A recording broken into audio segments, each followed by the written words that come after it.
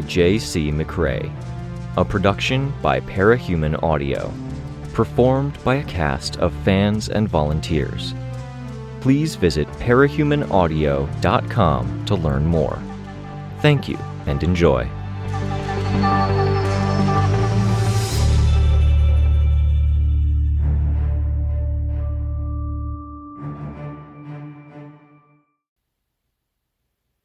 Interlude 19F. Infrared. "French fry me," Peep said, though Peep was only a name Imp was holding on to for the sake of stubbornness.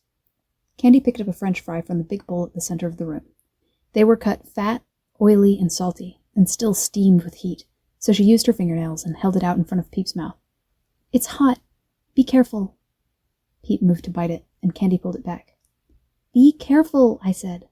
"I am." "Be careful." "I am. Give me that French fry." "I thought the whole point of us giving you food was so you didn't get distracted from the Tinker stuff," Chicken Little said. The process of chasing the French fry, which was constantly pulled back before teeth or lips could get it, saw Peep's head craning all the way back, mouth open, while Candy dangled the French fry above her. There was a camera shutter sound, and smaller cameras around the desk opened up and whirred lightly as they turned to face the screen. Peep typed without using her eyes. "It's like a baby bird wanting its food," Chastity observed. "You feed baby birds like that? By puking into their open mouths," Juliet said. "Interested, look out?" "I just want a French fry! They're so good!" Candy lowered the fry enough that, straining with her whole body to rise out of her seat, Peep could bite off the very end. Aroa, soundless, reached over to the stack of rations, where packets of condiments with faded labels were stored. She found the vinegar and hot sauce, tore them open, her eyes on Peep's mouth as it opened again. Imp reached over and squeezed the bottom of the packets. Vinegar and hot sauce squirted out, over the girl's gloved hands, some dribbling down onto the lower half of her costume. The 13-year-old, heartbroken, took a second to digest what had happened, then set her sights on Peep again, reaching out. Imp stepped into her way. Aroa tried to walk around, and Imp blocked her again. "What are you doing?" Roman asked Aroa. The question prompted Peep to turn her head, mouth closing. Candy reached around to offer the French fry, and Peep took it. "Missed opportunity," Aroa said. "Ruining your costume, more like," Candy said. "Maybe you should start by asking Parian how to get that ketchup out." "That's hot sauce," Juliet said. "Ooh, oh," Darlene said. "I see what you were doing." "Like I said, missed opportunity," Aroa replied, before leaving the room. "Thanks for the heads up, Roman," Peep said. This was a process. Imp was making it a habit to sit back and watch some of the heartbroken, because most of them were very good actors, and could put on a relatively innocent face when others were watching. Every single one of Heartbreaker's kids, including the unpowered, were tricky to handle in their individual ways. Floor and Nicholas weren't among this group of graduates that were getting more and more slack on their leashes, so to speak. Imp could back off, watch and see how they behaved when they thought nobody was looking, and adjust accordingly. Throw in a few minor embarrassments and Pavlovian lessons. Pavlovian. It made Imp think of Samuel, and how he'd helped her refine her psychological warfare. Shot with a tinker gun. No longer a part of this dynamic. He had been the closest thing she had to a calming, steadying presence. Chastity liked to tease too much. Candy got wrapped up in whatever problem was presented until she made herself sick, and Aiden was too prone to being outnumbered, though he was coming into his own. He'd also been one of the few she could have regular conversations with. She'd been doing this a lot since he died, letting them forget she existed and observing. She couldn't ever relax. She was even less able to relax while they were in Teacher's old headquarters. White walls, floors that had been white that were tracked with gritty, melted snow now, and panels above them that illuminated everything evenly. It was too much like a hospital or lab, garish and antiseptic. She liked the spots where things still hadn't been repeated from the fights and wars of last week or 2 years ago, but those spots weren't kid-friendly. "You put hot sauce on your fries?" Darlene asked, horrified. Juliet was decorating her paper plate of fries using the same packets that Aroa had been fishing in. "She puts hot sauce on everything," Roman said. "It's the only way I can feel anything with my cold, black heart," Juliet said, deadpan. "Yeah, don't think I didn't see you shaking like a leaf after I saved your life," Roman said. "You guys should know that's called 8th grader syndrome." That's a lie, Juliet said. And that syndrome of yours is from Japanese cartoons, you embarrassment. What does it mean? Chicken Little asked. It's something you see a lot in middle school, Roman said. Kids who convince themselves they're special or they have powers or that they're the coolest people alive. We are special, Chastity said, her voice dry. We do have powers. We are cool. Objectively. And yet Julie still manages to make a joke of herself when she pretends to be cooler than all the rest of us, Roman added. It's cringe. And bringing up terms from cartoons isn't, Juliet retorted. Am I going to have to step in here? Imp asked. Nobody responded. Don't make me. Come on. Roman bit into a French fry and was mid-swallow when he froze. Juliet was also frozen, grinning as Roman made a small cough, eyes trying to widen and failing to.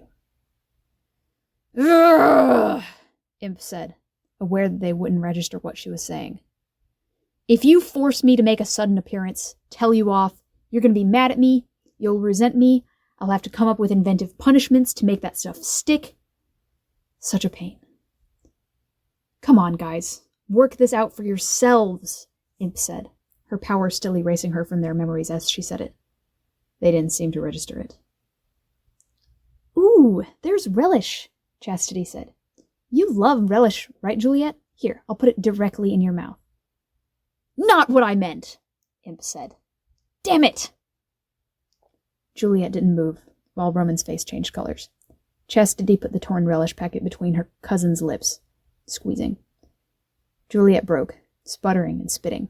Roman, too, doubled over, heaving out big, hacking coughs. You could have taken your win and stopped before I got there, Chastity noted. I'm fine with a mutual loss if it means I get to see him choke, Juliet replied, before spitting it onto the floor. Maybe we should kick some people out of the room, Chicken Little said. It's rowdy in here. Lookout's working. Gotta speak with more conviction than that, Aiden, Imp advised. She wondered if it would get through to him. He's right. Out, Darlene said, her response coming after Imp's comment, as she was dimly aware someone else was talking, and at the same time not registering that Imp was there or what the comment had entailed. Oh, look, Darlene's agreeing with Chicken Little, Aroa said from the doorway. Her gloves were off and she had a wet spot on her dress where she'd clean off the hot sauce. Big surprise. This is supposed to be our temporary office, Candy said. Out. We brought the French fries. We're bored. Meet us halfway, Roman said. Let us watch. Out, Candy told him, standing up from her seat. I'm stronger than you. Can you really move me? I could with my power. Do you know how much trouble you'd get in for that? He asked. He walked up to her, and his chin came within an inch of touching the bridge of her nose. Some birds around the room got agitated, chirping and cawing. Imp sighed. You guys... Here, Peep said. Candy took a step back, reached over, and took the gun. Peep motioned for her to move closer, and then adjusted Candy's grip. Don't cover up the indents where I put the screws. Why? Candy asked, while taking a two-handed stance, gun pointed at Roman, who didn't move from where he stood. Because they serve functions. It's complicated. You could make a gun that doesn't have that issue. I could, but doing it this way gives me 2% more output and 6% more transmission range for the data collection in the grip, and all I have to do is keep my hands in the right spot while holding it, which is common sense. Don't block strange holes in a gun. Screw holes aren't that strange. Everything is strange when it comes to tinkerings, Peep said, exasperated. I think she wins, Chastity said. Out, out. Taking the French fries, Juliet remarked, picking up the bowl and picking a few packets of hot sauce while she was at it. Leave some, Candy said, turning the gun on Juliet. Disarm her, Juliet said, before freezing. Candy, too, froze. Roman stepped forward, reaching out for the gun. Darlene jumped up and put her finger through the trigger guard, alongside Candy's. They conceded to leave French fries behind. They were such good kids. All of them. As bad as this situation might look from the outside, all of them had come so far in the past 4 years. Imp couldn't help but feel a kind of fondness, seeing the situation end without blood drawn or powers used. Even a year ago, the situation would have been drastically different. The world is ending, Imp told the group, knowing they wouldn't register it. But Tattletale had said there was a chance something might get through when she talked to someone like this. Past events had suggested it might be true. You're all tense. It's good that you're not outright murdering each other. Let's stick to that. The 13 and older, heartbroken, left the room. All of this had started as a self-imposed obligation, and in a way it was good that it had happened that way. If she hadn't felt obligated, it would have meant she did it out of goodwill, and she hadn't felt goodwill when she'd had to rally the Undersiders to hunt down Chastity and the man the girl had dragged off. She hadn't felt goodwill when she had been woken up at 6 a.m. on 3 consecutive nights because Roman had sneaked off and picked fights he couldn't win. Or when Candy had nearly started a heartbroken riot by emptying a full box of salt onto everyone's pizza, because unadulterated enjoyment of anything had sparked her fight-or-flight reflexes, and yet she had still been very much an 8-year-old who didn't want to see others enjoying things she couldn't. She'd used her power 3 times before running out of charge, once on Nathan, as Nathan's third big hit from Candy, once on her big sister Chastity, and once on Valentina. It had effectively ruined pizza night as an ongoing thing, as all 3 would gag or puke at the smell of the food after that. Still did. Things were better now. "Imp," Peep announced, raising her voice to be unnecessarily loud, not moving her head while pointing at a screen she couldn't see. "You have a visitor." "Who?" Darlene asked. "What?" Imp blinked a few times. It wasn't Peep's first time pulling that stunt, but it startled her every time. "That's Gru," Roman said, but Imp focused on her power, pushing back against the erasure that her power established at all times, pushing herself into their awareness again. "Who's, Imp," Roman said. "Hi." "Hi," Imp said. She looked at Peep. "I'm going to figure out how you do that." "Tinker BS, as Tattletale puts it," Peep said. "Are you guys going to kill each other if I leave you alone for 5 minutes?" Imp asked. "We have the flash gun," Darlene said. "And birds," Aiden said, as the birds picked up in volume again. "And birds," Darlene clarified. "Okay, great. Just keep it down. Tattletale is napping, and we maybe don't want to remind Rachel about the puppy incident." Peep ducked her head down, wilting under the memory. "Chin up. She's gentler than you would think. Give it a bit of time, and if she doesn't come around, I'll talk to her, okay?"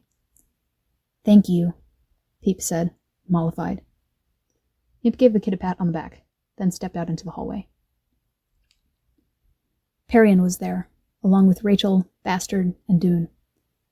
And then there was Brian. Or a version of Brian. "Hi," he said.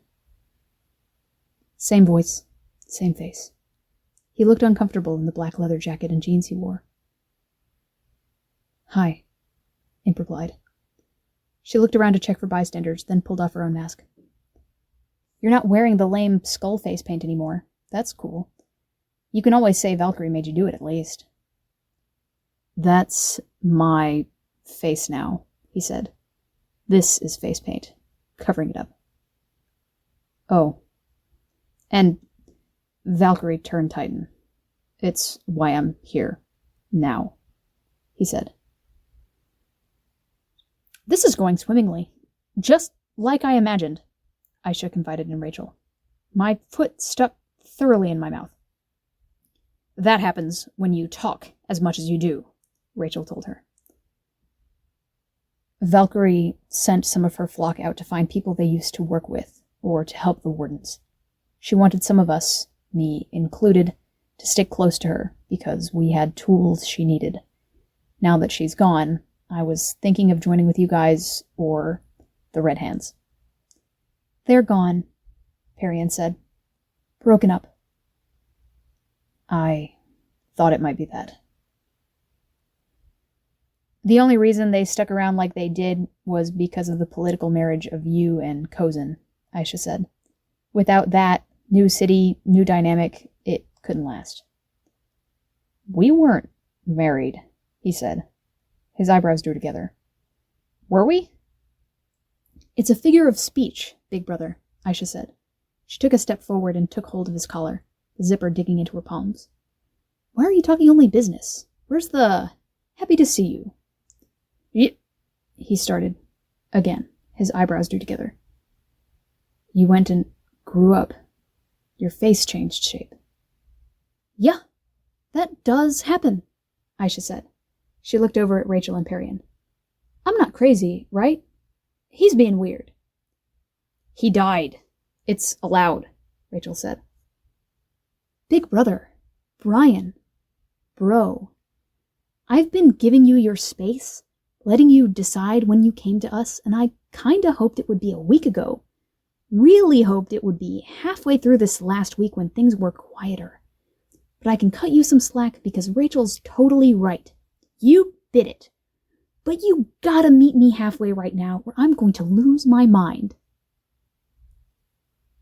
Halfway is hard, he said. I have holes in my memories, and I feel like my brain held on to the bad without enough of the good. Some tough stuff is sticking in there. Ah, Aisha said. She wasn't sure how to handle that. That was the thing with her and Brian. Their dad had been a hard ass, and their mom had been an addict who thought Skidmark was a neat cape because he was good for a laugh. Their dad had been there to crack down on homework, work ethic, athletics, teaching them to fight, and he'd really taught Brian all of that crap. Aisha had learned from her mom about street smarts, dealing with the shittier side of humanity, and how much you could get away with it if you didn't give a shit. Brian had stuck with their dad because the asshole didn't know how to raise a girl, so he'd gotten more of a dad, while Aisha stuck with Mom, or learned to survive while Mom did her own thing, more like. Between the two parents, Aisha had always imagined that they'd gotten a good overall set of lessons in the ways of the world, but they'd missed out on one key component. Want a hug? Aisha asked her brother. She saw him hesitate. A kiss on the cheek? I can pat your head. Rachel's told me that works wonders. He shook his head, and his smile was slight, unsure. No thanks. I draw the line at French kisses, Aisha told him. Stop, Perian said, giving Aisha a light push on the shoulder. He's saying he's going through a tough time. It's fine, Brian said, even though he didn't look fine. The lack of fine seemed to be more general than because of her. Aisha's the same as ever. That's reassuring in its own way.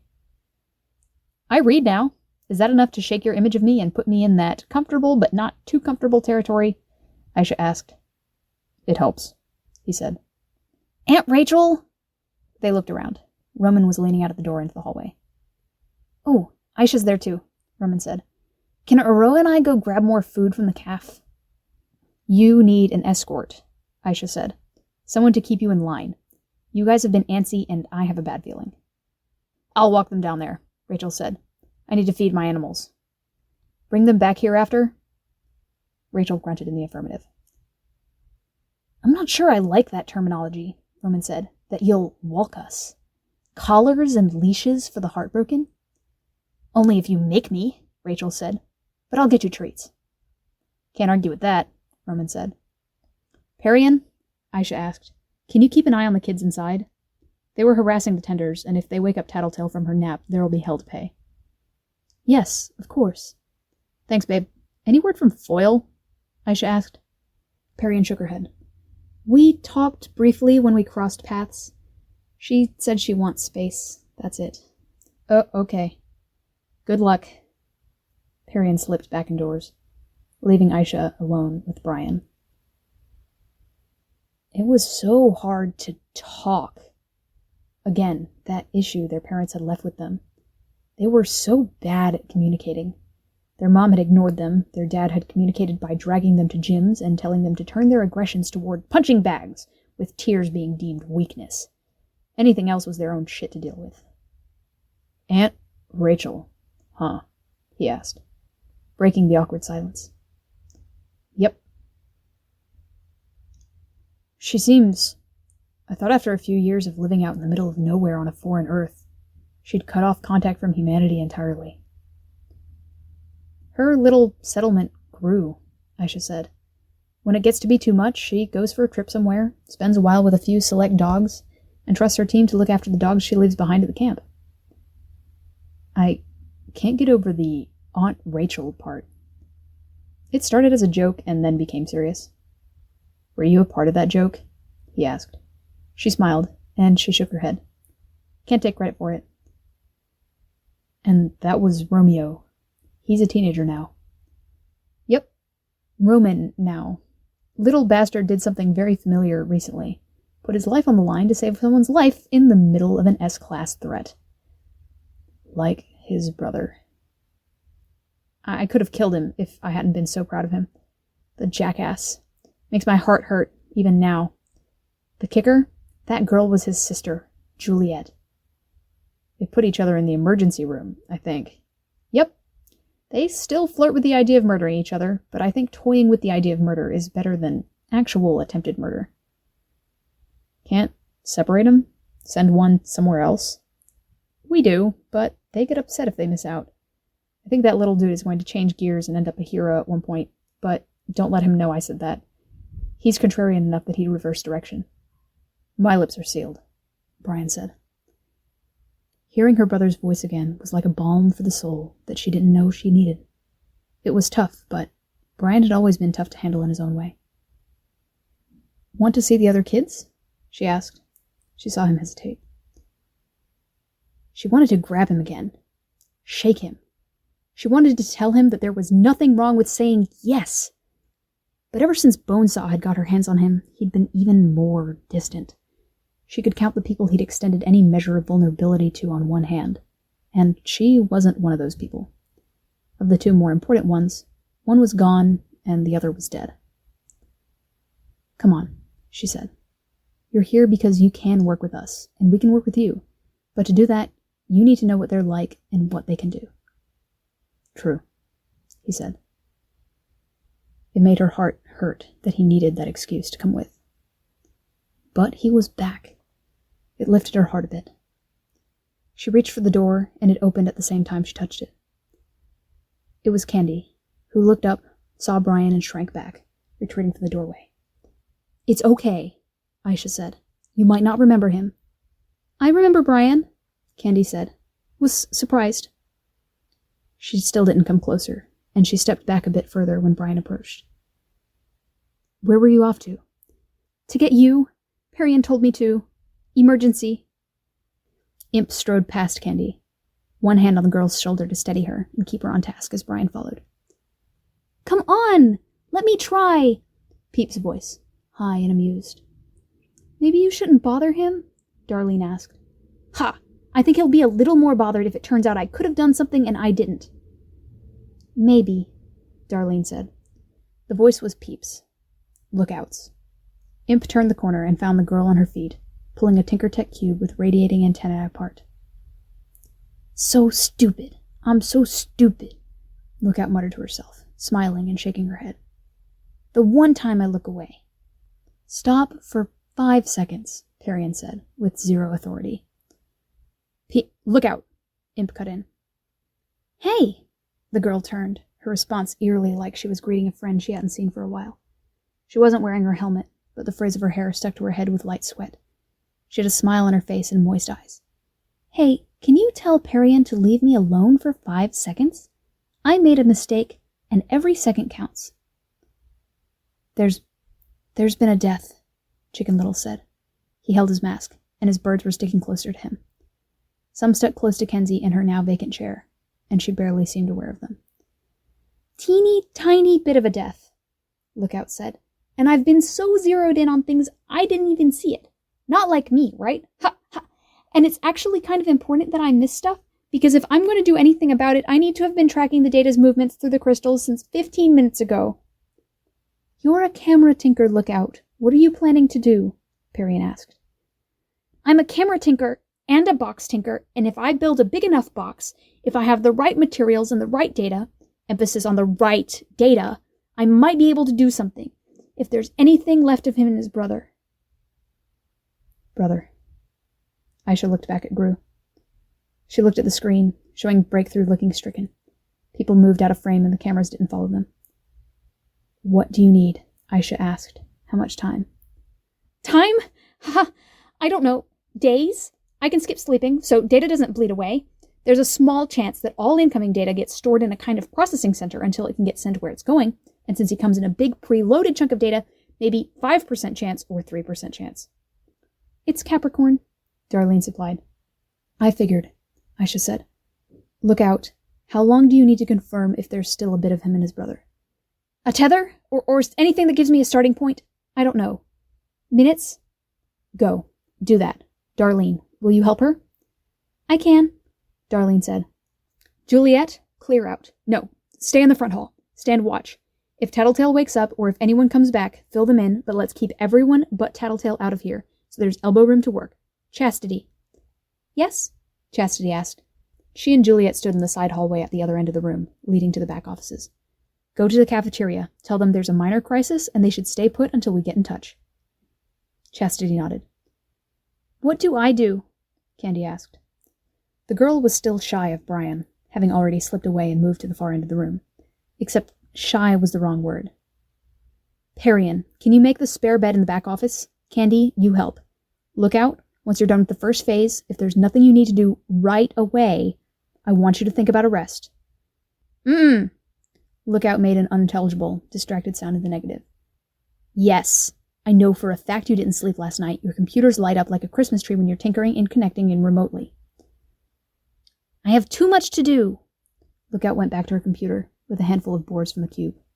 She handed Darlene one board, and then the two girls began moving in near unison, dismantling the two identical boards with bits plugged into them. Not so different from another heartbroken meltdown. The difference was that Aisha didn't know this kid. Not well. Who is she? Brian asked. Look out. You remember Glory Girl? Sure. Antares now. Her tinker half quit her team, joined up with Candy, Darlene, and Aiden. He nodded, and she could see his paler eyes searching the scene, taking in the individual components. Aiden, Candy, Darlene, Lookout, how they stuck by one another. I've been to the processing center she talked about, I think, Brian said, his voice quiet in Aisha's ear. I don't think there are others. And that processing center turned Titan half an hour ago. Leave it be, she whispered back. At the same time, she braced for the impact to come. She didn't know enough about Lookout. How did the girl react when all the chips were down? How would the others react? She remembered the incident with Darlene trying to lynch the kid, and Candy's self-destructive meltdowns. The work on the boards done, Lookout took one from Darlene, then ran over to the box with the antennae, sliding them in. She reversed course, going to the computer.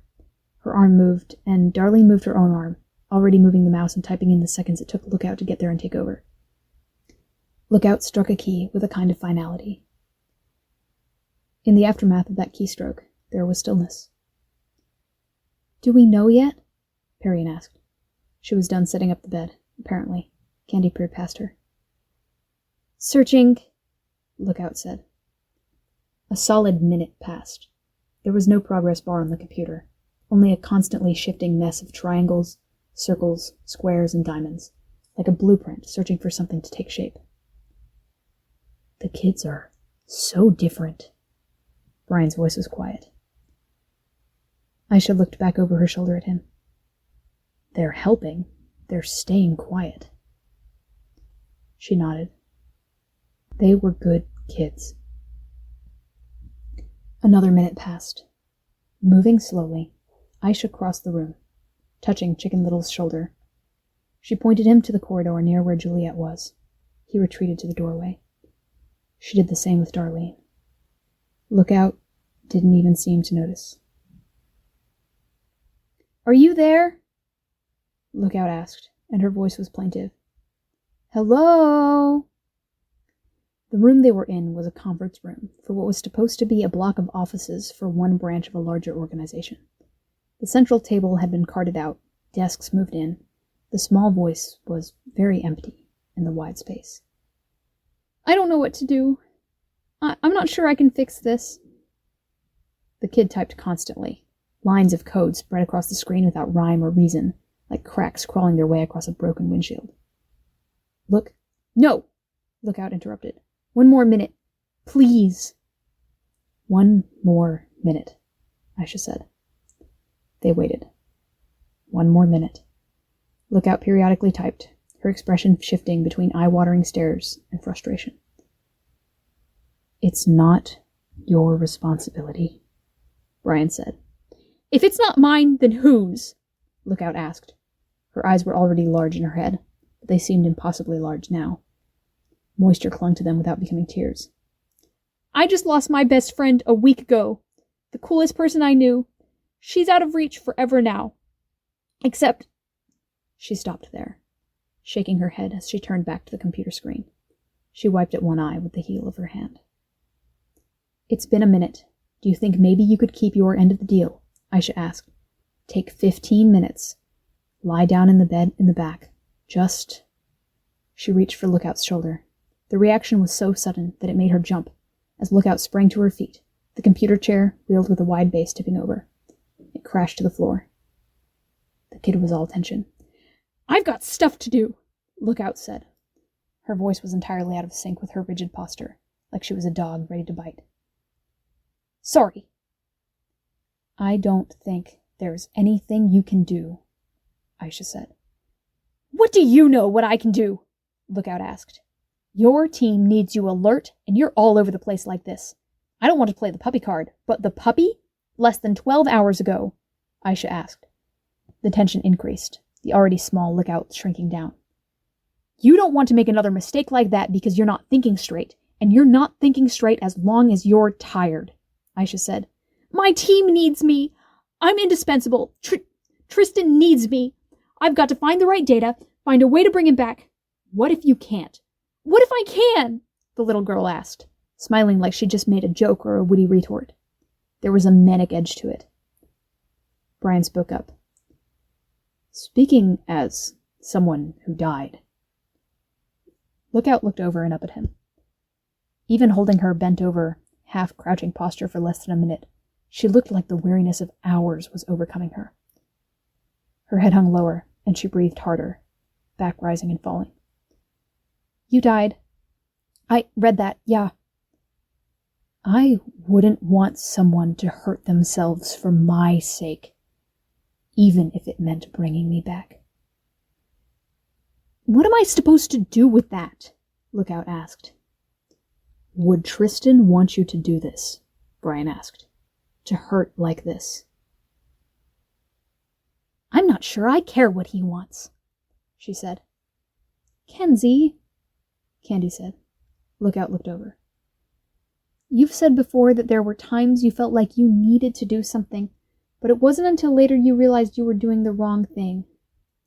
How can letting someone die and not doing something about it be the right thing? Lookout asked. Sometimes there is no right thing, Aisha said. Listen, Candy said. Look at this picture. Close your eyes.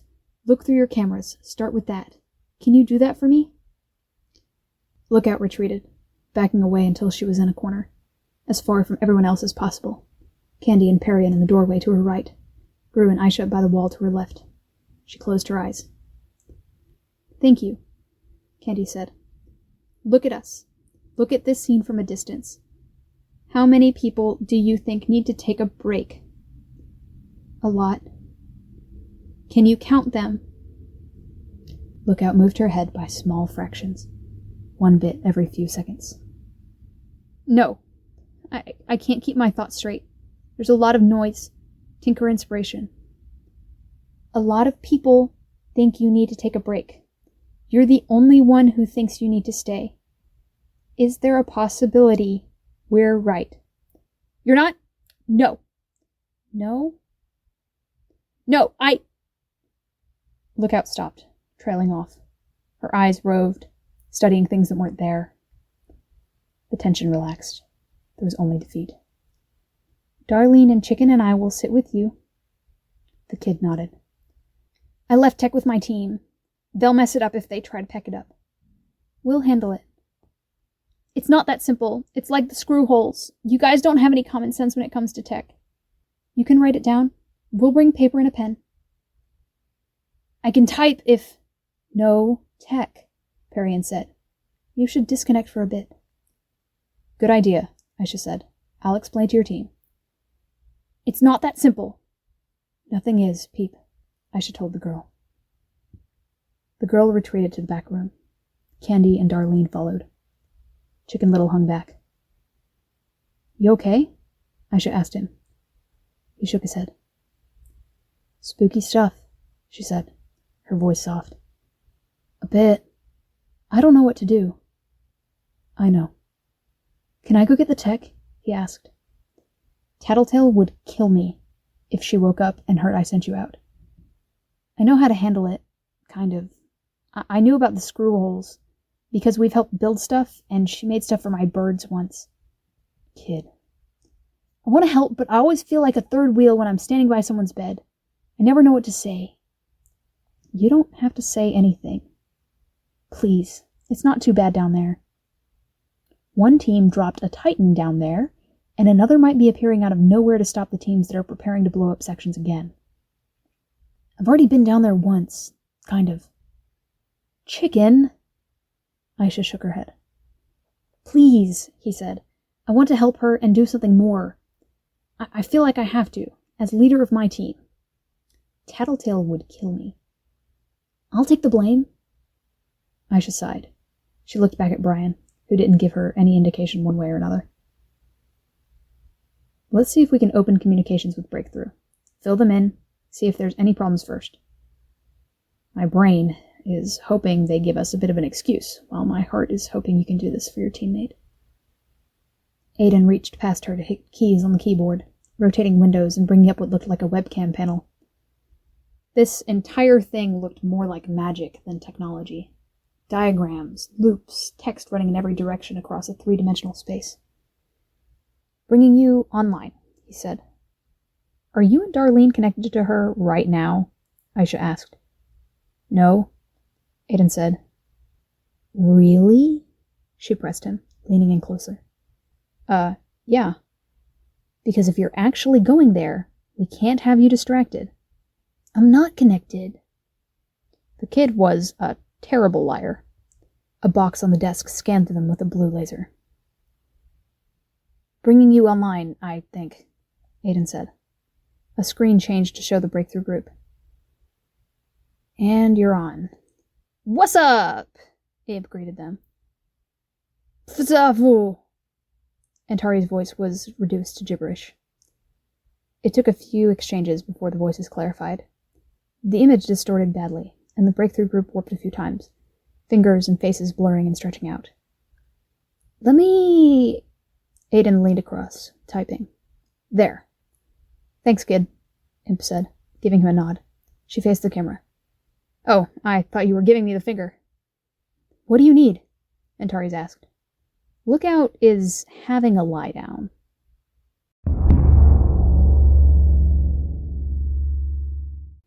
Brian was talking with Rachel, Chastity, Juliet, and Roman, crowded into the little coffee break room that they were using as a kitchen while they were parked here. Aisha, a bit overwhelmed, had retreated to use of her power. The other kids were elsewhere, Aroa taking a break to phone her cousins, Darlene and Candy with Lookout. She observed, studying her brother, and wondered if he seemed more at ease with her gone. Lower expectations, maybe. He'd rubbed at one of his cheekbones and wiped away the makeup that covered up the marking that Valkyrie had given him. He hadn't realized it either, and nobody mentioned it. This was all so hard. Her entire team, her subdivision of the broader Undersiders team at least, consisted of capes who couldn't fight Titans. The heartbroken targeted people. Her own power affected humans, and even if she could move around without a Titan realizing she was there, too many of them were dangerous enough that they could kill her without even recognizing her existence. Their best mind and their best set of eyes were out of commission for the time being. Darlene, she realized, was in the computer room, with Kenzie's partially unpacked workshop. How long had that been the case? Just Candy and Peep in the room now. She crossed the hallway, taking long strides up until she was near Tattletale's door. She walked quietly past Tattletale's door, even though her power was active. Noise would disturb Tattletale, even if Tattletale didn't register it or remember it had happened. She checked in on the two girls. They lay on a single cot, sharing a pillow. Little Lookout with her back to the wall. tracking eye movements, duration of eye contact, Lookout said, body temperature, heart rate. My camera kind of gets it all. It made some sense that a tinker would be comforted by talking tinker gibberish. I don't know, Candy said.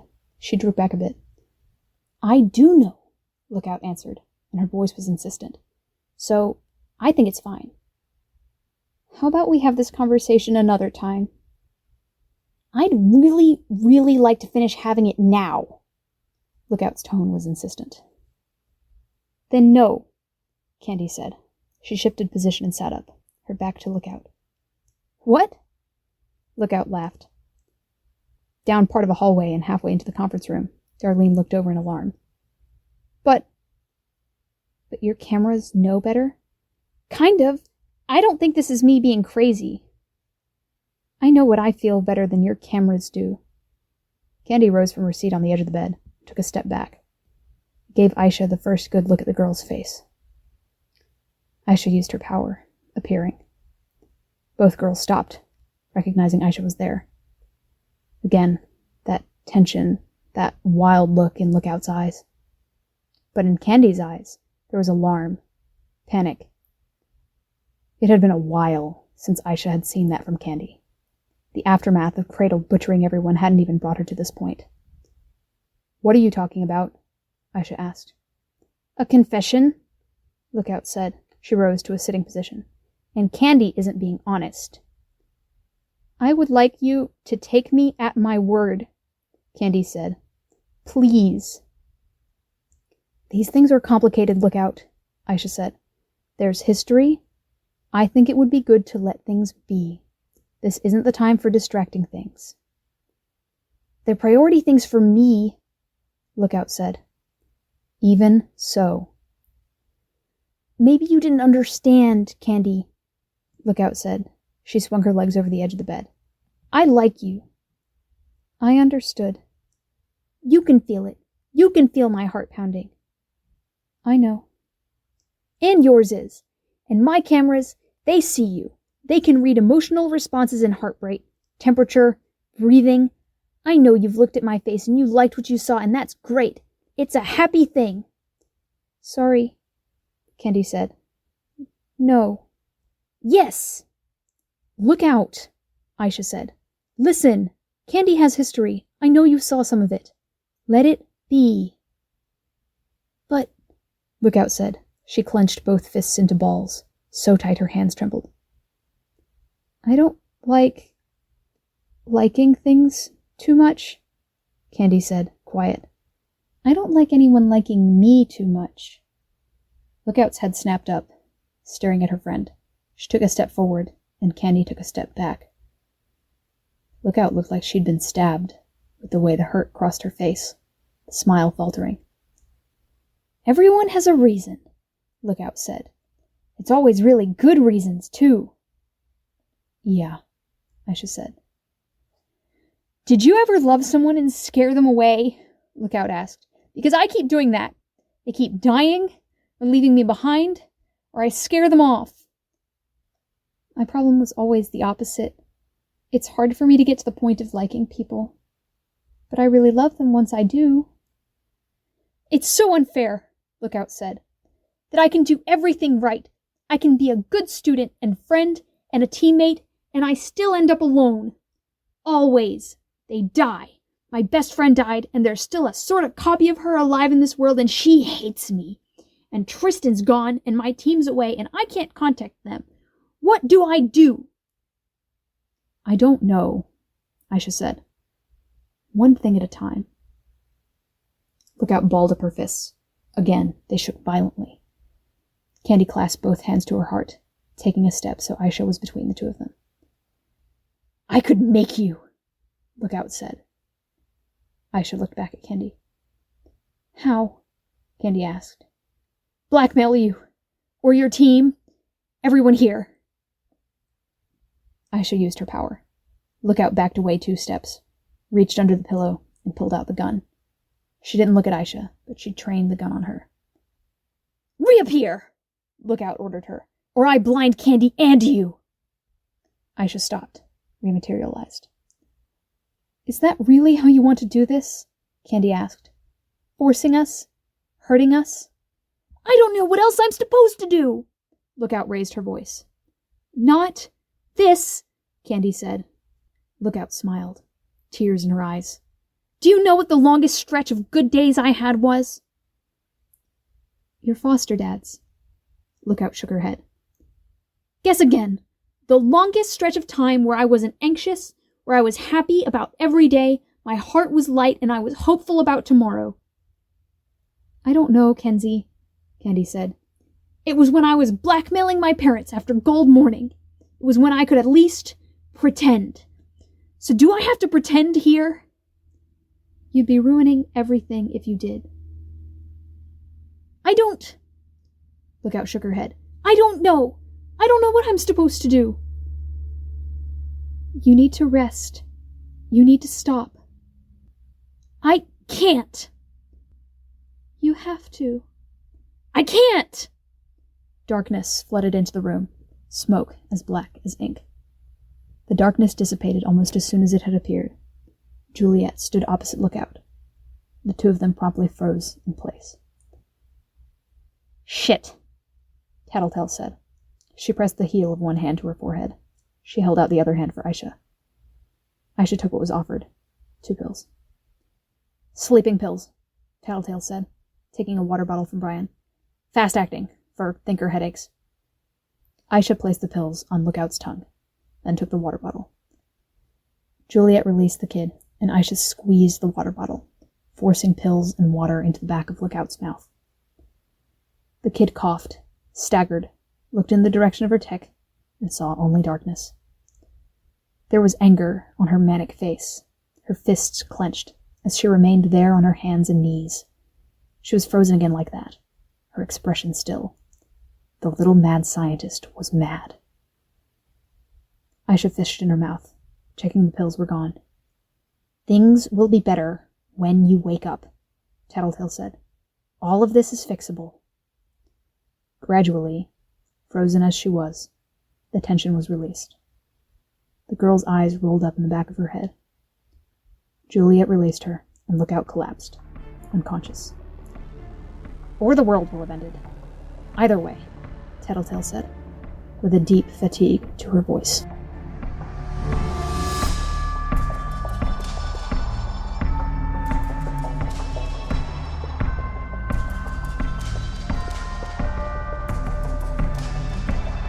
This was a production of Ward by Parahuman Audio.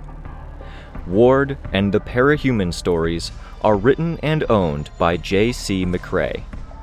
You can find the original text and support the author at parahumans.net.